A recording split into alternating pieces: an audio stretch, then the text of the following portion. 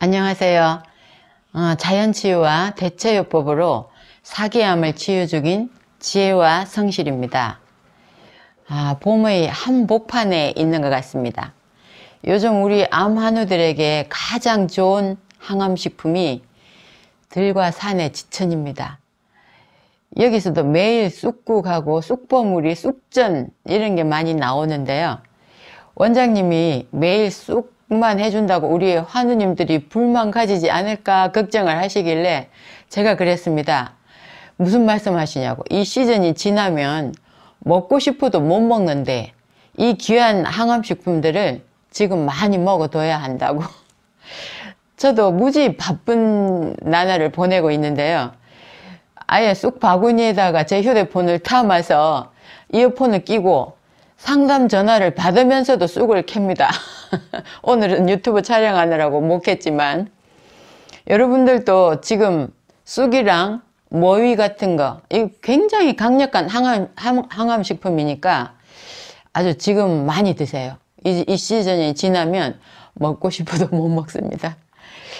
오늘은 암의 원인이 되는 각종 독소 시리즈에서 3번입니다.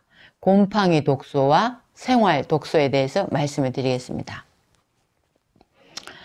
진균독이라고 하는 건 곰팡이에 의해서 생성되고 간에서 해독해야 되지만 독성이 강해 미량이라도 간의 일부분을 한동안 무력화시킬 수 있습니다. 그런데 잘 알려진 발암 물질이 곰팡이의 성장을 촉진합니다. 곰팡이균이 그 암 덩어리를 쪼개보면 곰팡이균이 많이 들어있다고 하는데 이걸 성장을 촉진시키는 게 발암 물질이라는 거예요. 그러니까 이게 전부 합작품인 거예요. 우리 암을 일으키는. 그 중에는 코발트라는 게 있습니다.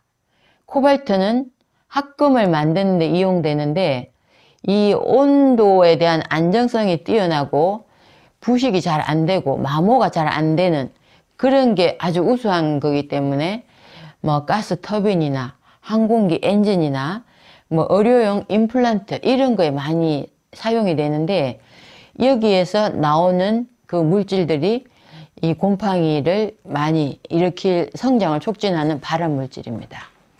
그 다음에 바나듐이라는 게 있는데 바나듐은 이것도 마찬가지로 합금 생산에 들어가고 임플란트 재료가 되고요. 말론산이라는 게 있습니다. 이거는 금속 이온의 마스킹 제로 사용된다고 합니다. 그리고 몇 종류의 박테리아 이런 것도 있습니다. 이제 먼저 곰팡이 독소에 대해서 말씀드리겠습니다. 제일 먼저 아플라톡신이 있습니다. 아플라톡신이라는 건 진균이라고 하는데 아스페르질루스 곰팡이가 생성되는 겁니다. 땅콩이나 콩 등의 곡식과 견과류, 우리 견과류도 상당히 곰팡이가 많이, 우리 눈에 보이지 않는 곰팡이가 많이 있습니다. 그래서 보관을 잘 하셔야 돼요. 그 다음에 맥주에도 있다고 합니다.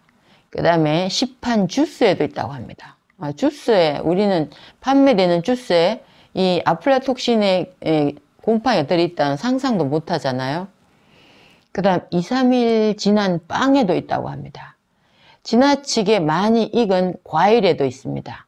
과일과 채소의 상한 부위에도 있다고 합니다. 그러니까 우리가 녹즙을 갈아 먹겠다고 이걸 굉장히 많이 사다 놓잖아요. 그러면 딱 3일 먹고 나면 나머지는 상당히 곰팡이에 오염됐다고 봐야 된다고 해요.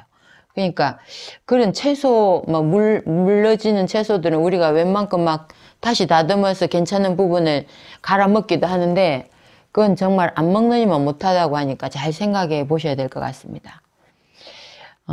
주요 증상은 이 아플라톡신이 우리 몸에 들어왔을 때는 간을 무력화시켜서 간염을 일으키고 간경화를 일으키고 간암을 유발하고 해독과 면역 기능을 저하시킨다고 합니다.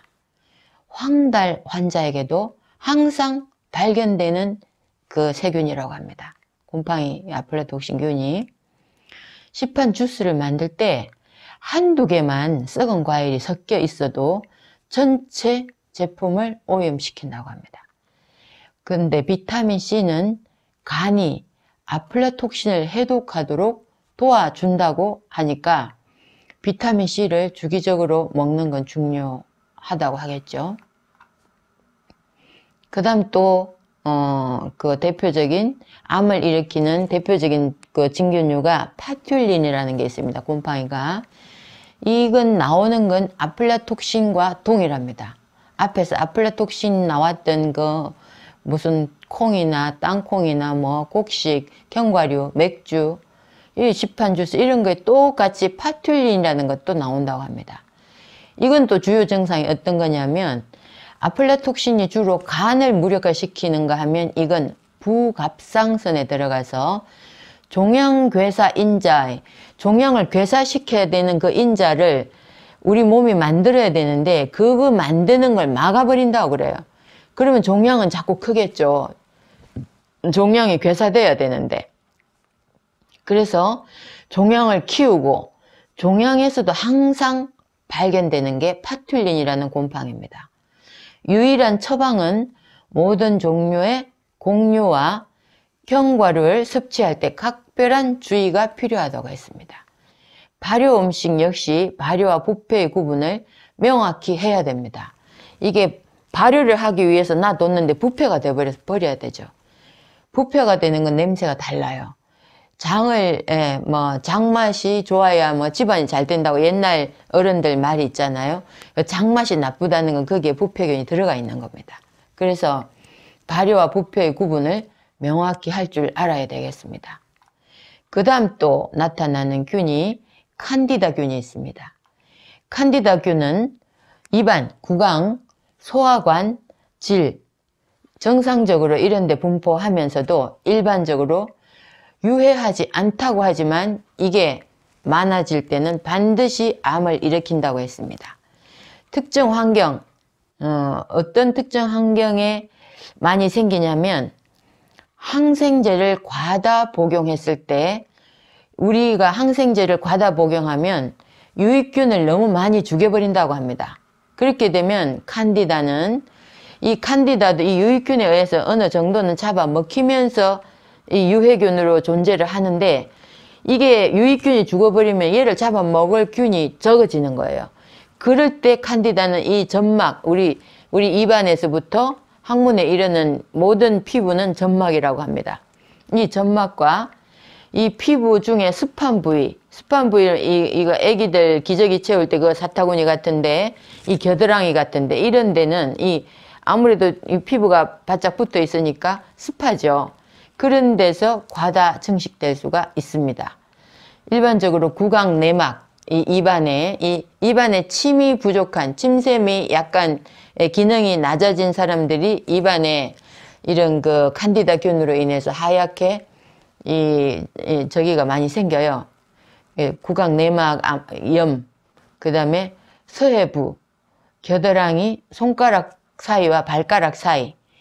그런데 또 이 유방이 딱 쳐져 있으면 그 밑에 피부 딱 붙어 있으니까 겨드랑이, 또 손톱, 복부에 피부 주름 부위 이런 데서 많이 이제 칸디다균이 발생을 하게 됩니다.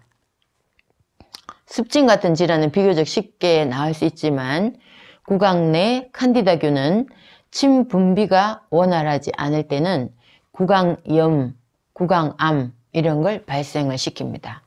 칸디다균 역시 과다 발생 시 암 종양의 확산에 영향을 주는 것으로 이게 밝혀지고 있습니다. 그 다음 독성 물질에 대해서 말씀드릴게요. 제일 먼저 섬유유리가 있습니다. 이 섬유유리는 어디서 많이 우리한테 들어오냐면 절연체, 섬유유리 절연체라고 있어요. 그 다음에 천장이나 벽의 구멍을 통해 집안으로 유입된다고 합니다. 이게 왜 그러냐면 그게 따뜻하게 보온제로 많이 썼거든요. 그리고 이게 정상은 섬유유리를 면역체계가 우리 몸에 섬유유리가 딱 들어오면 우리 눈에 보이지 않습니다. 면역체계가 이 주머니로 감싸서 주머니로 이게 면역 세포가 이걸 감싸버려요. 이게 위험하니까. 이 감싸면 이게 양성 종양이 된다고 합니다. 이런 종양은 이 양성 종양이지만 그 속에는 기생충이나 세균이 살기 좋은 환경이 돼서 악성 종양으로 변질된다고 합니다. 그래서 섬유유리가 굉장히 우리 몸에 들어갔을 때는 발암물질로 작용을 합니다. 그 다음 성면이 있습니다. 성면은 화재 방지용 건축 자재, 세탁 건조기 벨트, 헤어 드라이어에도 쓴다고 합니다. 이 성면이 이것도 역시 이 방열 효과가 뛰어나기 때문에 이 열이 나는데 일부에 밖으로 열이 막 새 나가지 않도록 이게 막아야 되니까 여기에 이걸 쓴다고 합니다. 그래서 이런 것도 헤어 드라이기까지 성면을 쓴다는 건 제가 여기 책에서 처음 봤습니다. 이게 우리 인체에 노출됐을 때 성면이 세포 조직에 박히면 빼내기가 쉽지가 않다고 합니다. 특히 이 기관지, 폐질환 이런데 폐암 환자에게 치명적이라고 하고 이게 들어갔을 때 폐암을 일으키기도 합니다. 그렇기 때문에 우리 애들도 헤어드라이기로 꼭 머리를 말리거든요.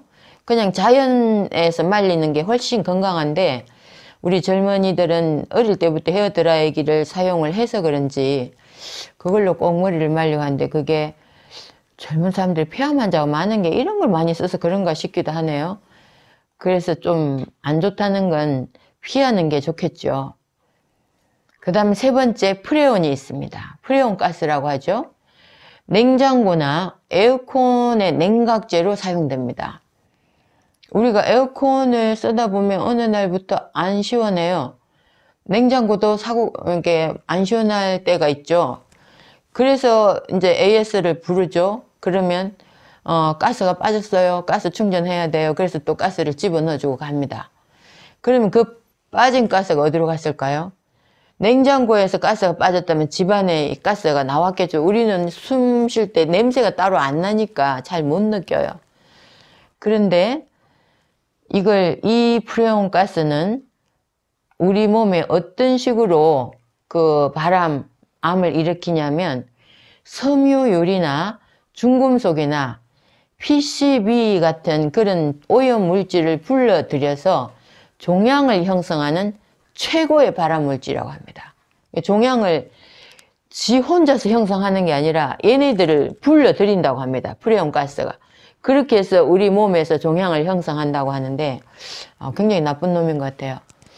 남극 하늘의 오존층을 10개 만드는 물질이기도 합니다. 근데 우리가 에어컨 이미 우리 젊은 애들은 어릴 때 태어날 때부터 에어컨 있는 세상에서 살았기 때문에 에어컨 없이는 여름을 못 나는 줄 알아요. 예, 근데 여기는 에어컨 없습니다. 제가 에어컨 없는 게 오히려 잘 됐다는 생각이 들더라고요. 여기는 여름에도 밤에 잘 때는 이불 덮어야 될 정도라니까 숲속이니까요. 예. 그 다음에 네 번째는 염화비페닐이라는 물질입니다. 이거는 거의 모든 시판 세제, 우리가 세제 하루도 안 쓴 날이 없죠. 주방세제, 세탁세제 하루도 안 쓴 날이 없는데 여기에 들어간다고 하고요. 정수기 필터에도 들어간다네요. 그 다음에 변압기에도 들어간다고 합니다. 이게 우리 인체에 노출됐을 때 모든 부위의 낭종의 가장 유력한 원인으로 강력한 수질 오염과 흙의 오염 물질이 됩니다.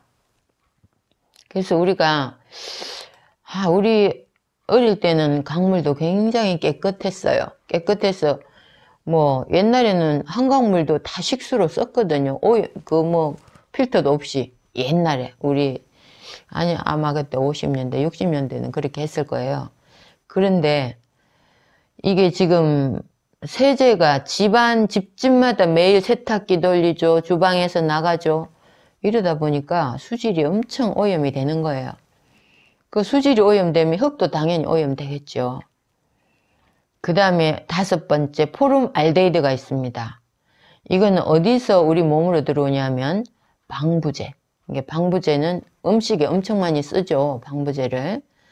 그 다음에 접착제. 제가 그 방부제는 참, 제가 그 전에 그 식당으로 납품하는 식자재 회사에 일을 좀 봐드렸는데, 그 회사에 들어오는 그 이제 식당에 납품되는 그 반찬들이 있어요. 그 반찬들이 전부 중국에서 들어오더라고요. 저는 그 회사 일을 봐주지 않을 때는 몰랐습니다. 그런 게 식당에 가서 그냥 나오면 예사로 주인이 뭐 만들어서 주는 줄 알았어요.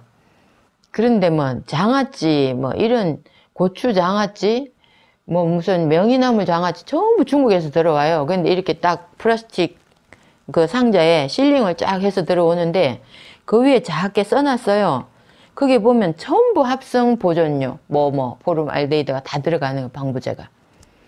그 다음에 접착제에도 들어갑니다. 합판 제조, 전기 절연 장치, 기포로 만든 가구나 베개. 그러니까 베개 같은 거 왜 그거 뭐라고 하죠? 스폰지 같은데 약간 말랑말랑한데 속에가 약간 기포가 있어요. 그러니까 이게 쿠션이 있죠.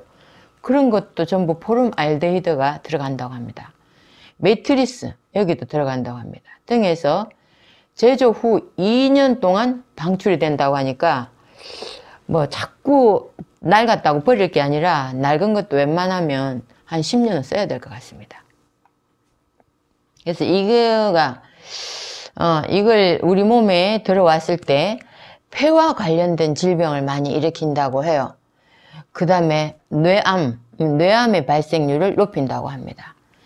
기포를 보존 처리하는데 사용된다고 하니까 정말 우리가 그 보존 처리한다는 건 이게 쿠션을 있게 하는 그런 그 스폰지 같은 그런 거를 만들 때 반드시 들어가야 되는 물질이니까 자주 갈지 않아야 될 것 같아요. 그 다음 6번째 비소가 있습니다. 비소는 독약입니다. 그런데 어디서 우리 몸으로 들어오냐? 구리를 제조하는 공장의 폐기물에서 많이 나오고 살충제에 많이 들어가 있습니다. 독약이니까.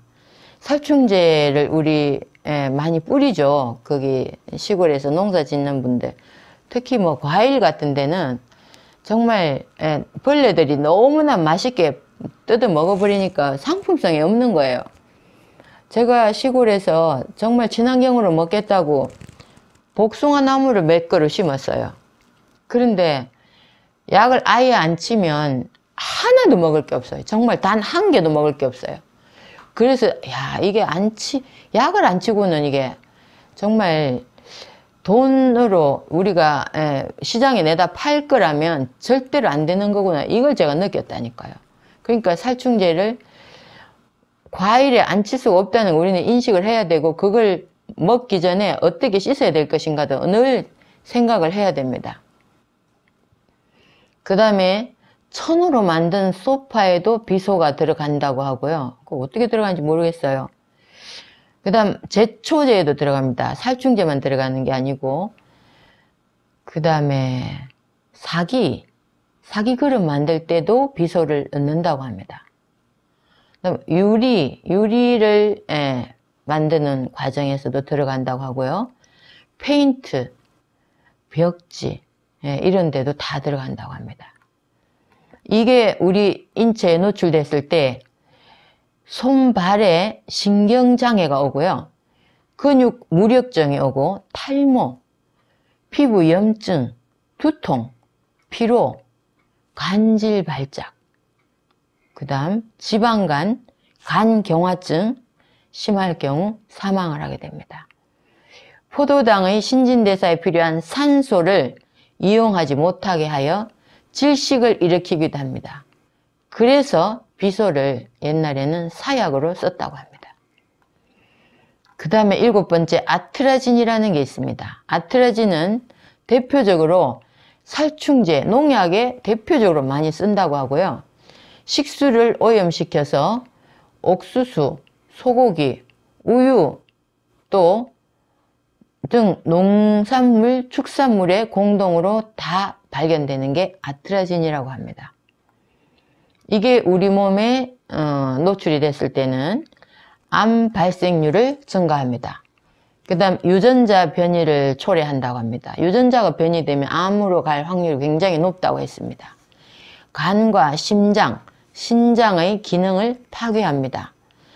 성호르몬 생성을 방해해서 유방과 난소, 자궁에 종양을 유발합니다. 그러니까 우리가 이 살충제 농약 성분 때문에 그 유방암이 많이 발생을 하는 것이지 순수한 여성 호르몬 때문에 유방암이 발생되는 건 아니라고 많은 책에 나오고 있습니다.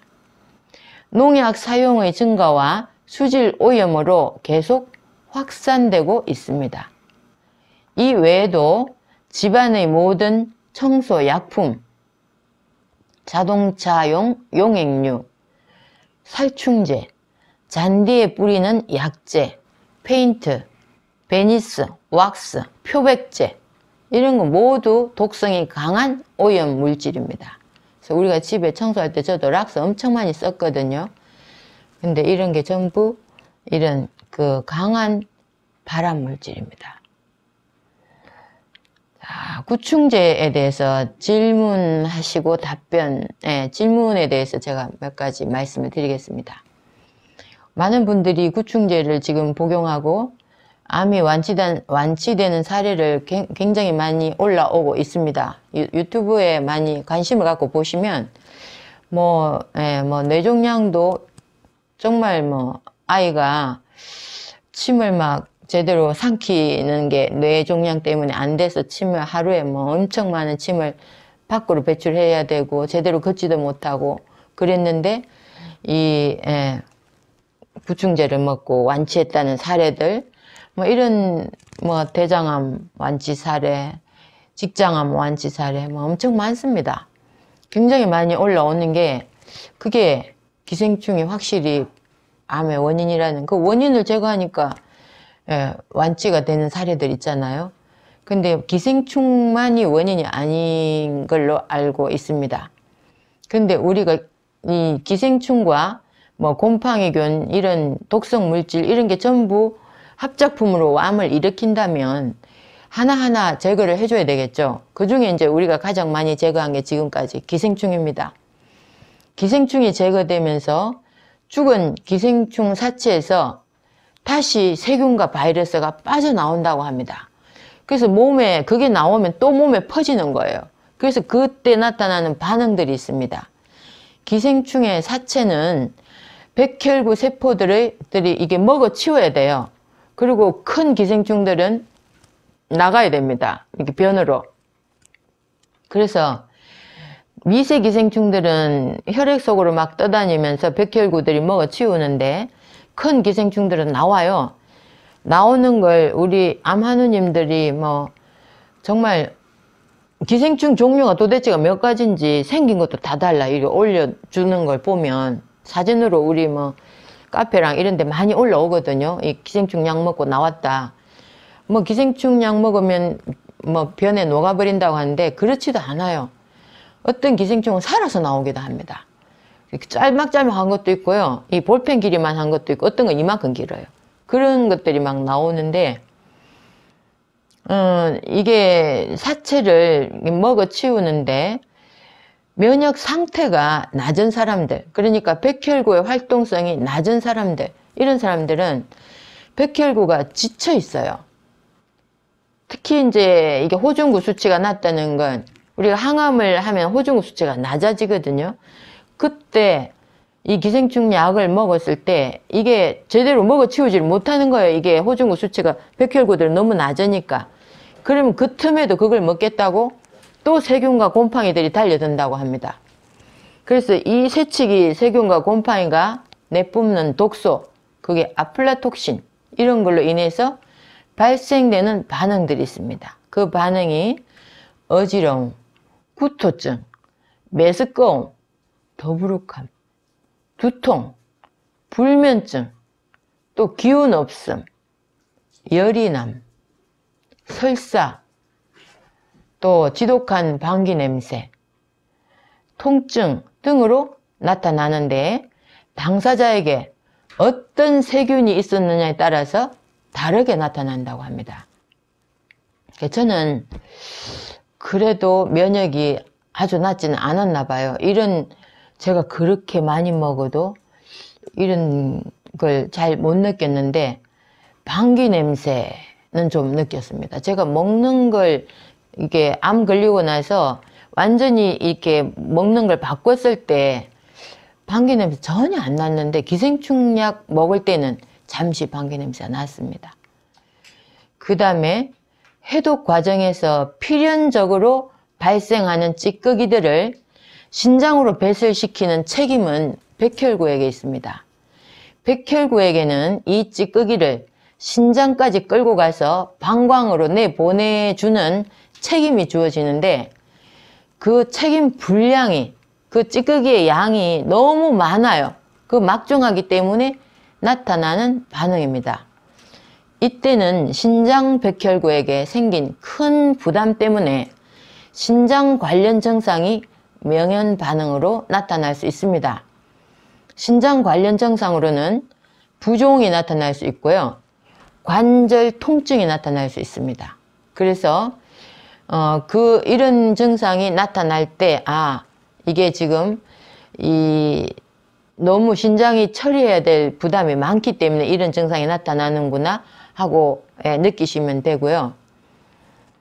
저는 그런 증상 안 나타났지만 소변에서도 상당히 좋지 않은 냄새가 났어요. 이 기생충약을 먹을 때.